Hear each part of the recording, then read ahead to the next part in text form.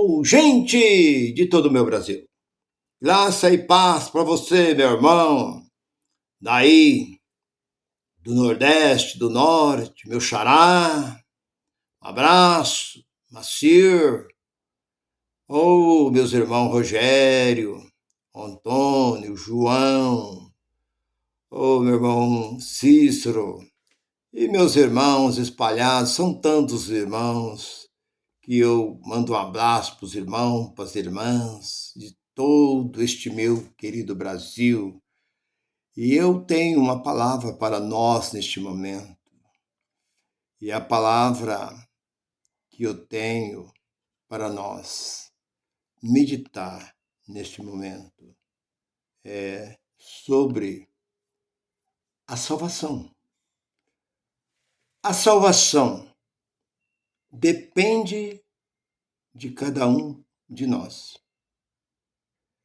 Mas, irmão, a salvação é nós que... Sim, a decisão é nossa. Nós que decidimos se queremos ou não queremos. Porque a salvação não é morar no céu, não. A salvação é da mente, aqui, ó. Limpeza de mente. Jesus veio salvar os que estavam perdidos. Perdido aonde? Perdido na lei. Fanático. Aqueles que eram zelosos pela lei. Jesus veio e diz, vinde a mim. Por que ele diz, vinde a mim? Porque Jesus tinha alívio. 11:28 de Mateus. Jesus tinha um alívio para eles. Vocês que estão cansados dessa lei, e eu vou trazer o alívio para vocês. Vou trazer descanso para vossas almas. Quando a Bíblia fala, lá no 6:33 de Mateus, buscai em primeiro lugar o reino e a sua justiça, e as demais coisas será acrescentada. Aí os camaradas batem na Bíblia. A primeira coisa que você tem que fazer é buscar Deus. Tem que estar na igreja. Nada de festa, nada de praia, nada de viagem, nada de casa de parente, aniversário, nada disso. Busque em primeiro lugar o reino. E o reino você busca onde? É na casa de Deus. Seus mentirosos, seus bruxos, contando aquilo que não existe aqui dentro deste livro aqui. Como? O que é buscar Deus em primeiro lugar? E a sua justiça? E a demais coisas será acrescentada. Aonde está o reino? O reino não está lá, nem está acolá. O reino está dentro de nós. 17, 20 e 21.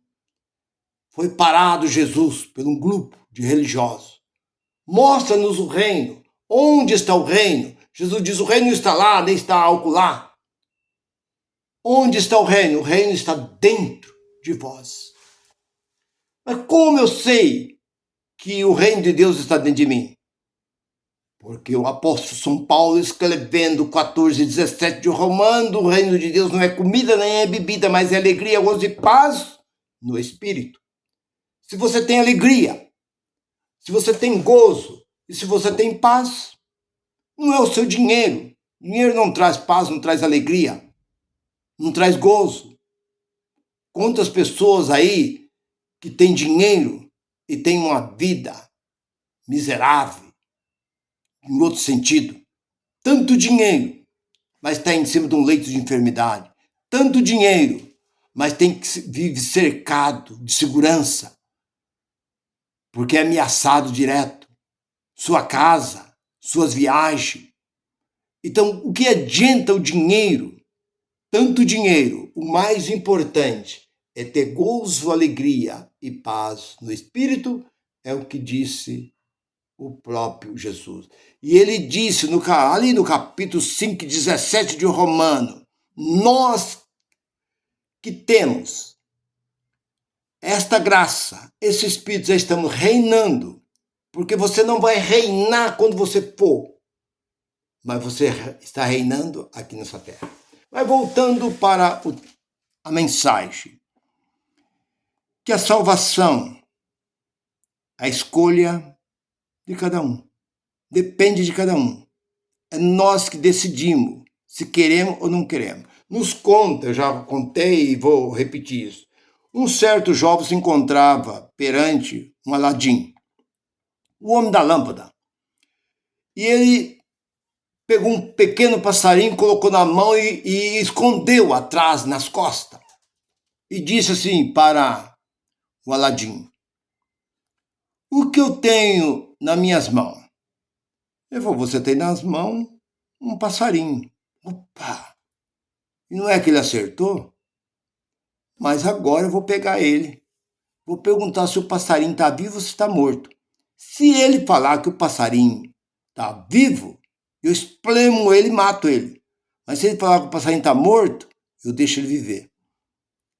Falou: tudo bem, é isso mesmo, eu tenho um passarinho nas minhas mãos. Mas agora eu faço uma outra pergunta: o passarinho está vivo ou está morto? Ele falou: se ele está vivo ou ele está morto, vai depender de você. A decisão é sua. Então você está entendendo? Então quem decide? A salvação, ela está na mente. Porque Deus trabalha na mente. Efésios capítulo 1, versículo 18. Deus trabalha e limpa a mente do homem, mas isso é se você quer. Porque não adianta um religioso. Você chega num religioso aí que tem 30, 40 anos de assembleia. Você vai falar com ele, ele vira inimigo seu. Você pode pegar este livro, abrir esse livro, desfolhar, falar: aqui, ó, tá aqui. Não, o meu pastor, eu fiz teologia, a teologia ensina que é assim. E deixa de frequentar a sua casa, começa a invitar de conversar com você, porque você falou a verdade. E Jesus disse, João 8,32, você é tão conhecido: conhecerei. Ele não diz assim: a verdade liberta. Ele primeiro mandou conhecer. Conheça a verdade. Primeiro. Mas esses homens aí, que são dessas grandes religiões, eles querem ser conhecedor da verdade sem conhecer a verdade. Porque este livro, ele não adianta ler. Você pode ler quantas vezes, mas se o Espírito de Deus não trabalhar aqui, ó, eu sempre falo isso. Porque não pensa você que eu ouvi a graça a primeira vez e abracei a graça, não. Eu bati de frente com o nosso irmão Geraldo. Quando minha esposa viu, falou, que eu já citei isso daí, torno a citar, não canso de citar. Eu dou graças primeiro a Deus, segundo o nosso irmão Geraldo. Hoje eu sou um discípulo do irmão Geraldo. Então, eu discordava dele. Quando ele falava: não é assim, é assim, porque 43 anos dentro dessas, sabe? Como que eu vou concordar? Mas ele falava e provava aqui dentro. Aí que está o negócio. Porque é fácil um camarada subir numa tribuna e falar um monte de besteira, como eu disse um dia desse, o camarada subiu lá, um pastor veio da Bahia, Jesus foi dizimista, Jesus foi um grande dizimista. Onde ele viu isso? Onde está escrito isso? Jesus foi dizimista do quê? Só dava o dízimo quem tinha terra, quem plantava. Jesus plantou o quê? Jesus foi roceiro? Jesus plantou alguma coisa? O pai dele, José, plantou alguma coisa? Então, falar em cima, até papagaio fala. Mas querer abrir, no meu caso, eu vi uma vez e duas, mas eu insisti. Então é isso, que você que está me ouvindo, talvez você está em cima do muro, talvez você tenha um cargo importante. Não, porque este ano você é presbítero, você é diácono, você vai passar para presbítero.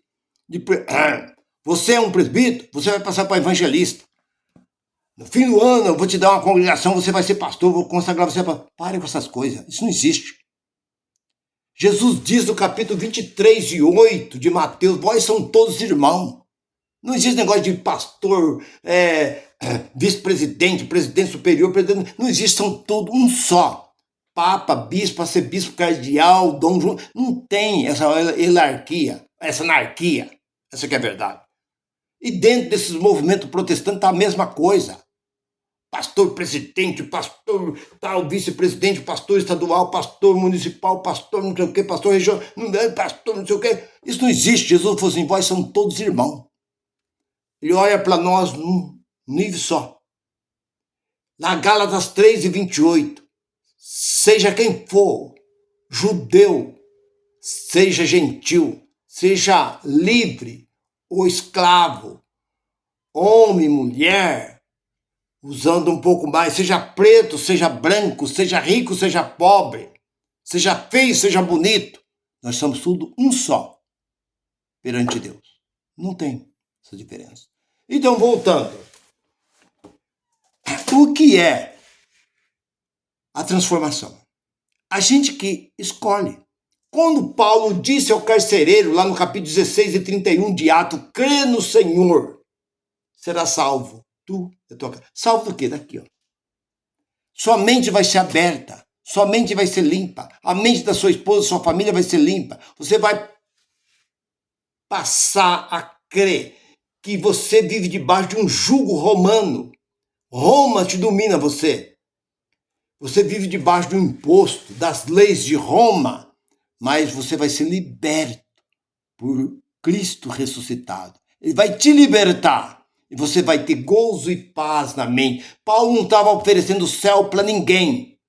Então, quando se fala em salvação, existe a salvação que vem do socorro. A pessoa cai dentro da água, está morrendo, está afogando ali, tal. Corre, alguém vai lá e salva aquela pessoa. Então, muitas vezes, você fala um grupo de pessoas. Dentro dessa palavra, a pessoa até aceita, mas ela prefere viver no erro, no engano, porque lá tem seus amigos que estão lá, ele está lá já há 10, 15, 20 anos lá dentro, ele tem ali o seu cargo lá dentro, então ele tem suas oportunidades, sua mulher, seus filhos cantam ali no louvor, então ele não quer sair de lá, porque você cultua Deus, você serve, não serve não, quem serve a Deus eram os judeus, nós não somos servos. Você está aqui cultuando a Deus dentro da sua casa. Você não precisa sair porque você é a verdadeira igreja. A igreja são nós, são vida. Efésios capítulo 1, versículo 21, 22, 23, você vai encontrar que a igreja são vós. Vós são a verdadeira igreja. Não é a parede. Tá. Agora nós olhamos. Quem era Pedro? Pedro era um grande apóstolo de Cristo. Pedro vivia, era o que mais se aproximava de Jesus. E o que Jesus disse para Pedro? Jesus disse para Pedro, lá no capítulo 22, ali no versículo 32, diante, ele disse ali, Pedro, 31, 32, 33, ele diz assim, Satanás pediu para cirandar. Outra Bíblia diz, para peneirar. Mas cirandar é andar junto, peneirar, é aquela peneira que peneirar. Mas eu roguei por ti para que a tua fé não desfaleça. Mas no dia que tu se converter, Pedro, aí você veja bem. No dia que tu se converter, Pedro, o que você faz? Fortalece os seus irmãos. É isso. Porque Pedro não estava curando o povo, Pedro não estava evangelizando, Pedro não era apóstolo. Mas lá, depois da Páscoa, que eles participaram da Páscoa, Jesus falou, no dia que tu se converter, Pedro, você fortalece os seus irmãos. Leva fortalecimento a eles. Então, é isso que essa mensagem está falando. Você pode ter 40, 50 anos de igreja, você não tem conversão. O que é conversão, irmão Nilson? Transformação de vida, vida transformada, mente transformada. Não é mudar de roupa, porque a religião faz você mudar de hábito.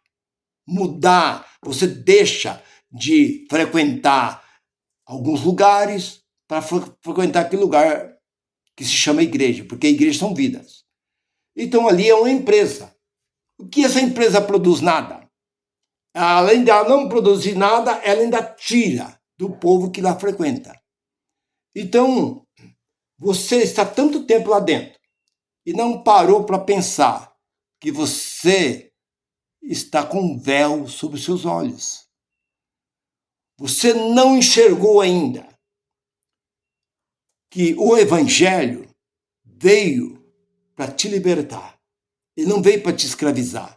Porque o apóstolo Paulo foi bem claro no capítulo 4 e versículo 7, ali de Gálatas. Ele foi bem claro, quando ele diz, vós não são servo, e nem vós são filhos, vós são herdeiro. Você é um herdeiro de Cristo. Pronto, acabou. Agora, você está dentro dessa lei de Moisés. Você está dentro desse movimento, te escravizando, e você está dando glória a Deus, dando aleluia, batendo palma e fazendo tudo que os homens mandam. Deus não nos deixou aos cuidados de homem nenhum. Romanos 8, 26. Ele não nos deixou aos cuidados de homem nenhum. Então você vê quantos homens vivem enganados. Pedro, sendo apóstolo, não tinha conversão. Tiago, ele sendo apóstolo, o que ele disse? O próprio apóstolo disse, se está alguém enfermo entre vós, chama os presbíteros da igreja e ore. E a oração da fé curará o enfermo, e se tiver cometido pecado, será perdoado. E que pecado? Quando Tiago escreve esse livro, Jesus já tinha pagado os pecados? Não existia mais pecado. E o próprio João, que também tinha conhecimento, o que ele faz? Ele diz, filhinho, não pequei, mas se vós pecar, tem um advogado perante o Pai para defender. Como? Se o próprio João, no livro de Apocalipse, capítulo 1, versículo 5, ele diz, os nossos pecados foram libertos pelo sangue de Cristo.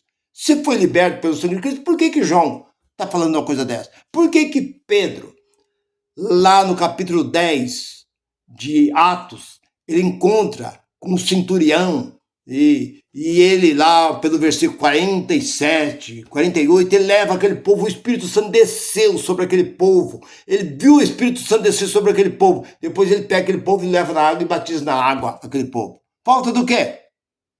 Conversão. Eles eram apóstolos de Cristo, mas continuou na ignorância. Não tinha. Porque quando Jesus morreu na cruz, todos os pecados deixou de existir. Não existiu mais pecado. Jesus veio para colocar fim aos pecados. Mas João falou no pecado, Pedro, Tiago continuou falando e pregando o pecado, batizando o povo e fazendo. Por quê? Porque não tinha uma conversão ainda sobre isso. Então, o que acontece? A pessoa tem 30, 40 anos de assembleia, de congregação, de igreja por aí, e não tem conversão nenhuma. Mas o dia que ele encontra com a graça e para ouvir os pregadores, verdadeiros pregadores da graça, porque tem muitos por aí que estão apenas fazendo confusão, mas eu gosto de falar dentro desta palavra. Pedro, João, Tiago, eles eram conhecedores, mas eles não tinham a verdade. Agora, Paulo era um imitador de Cristo, porque ele diz, sede meus, porque eu sou de Cristo. Então nele nós podemos seguir e confiar nas cartas paulíneas, porque ela fala verdadeiramente conosco. Meu irmão e minha irmã, se você não é inscrito, inscreva neste canal, curte e divulga, e que a graça de Cristo esteja sobre a vossa vida. Graça e paz para todos vocês, meus irmãos e minhas irmãs. Até breve. Bye, bye.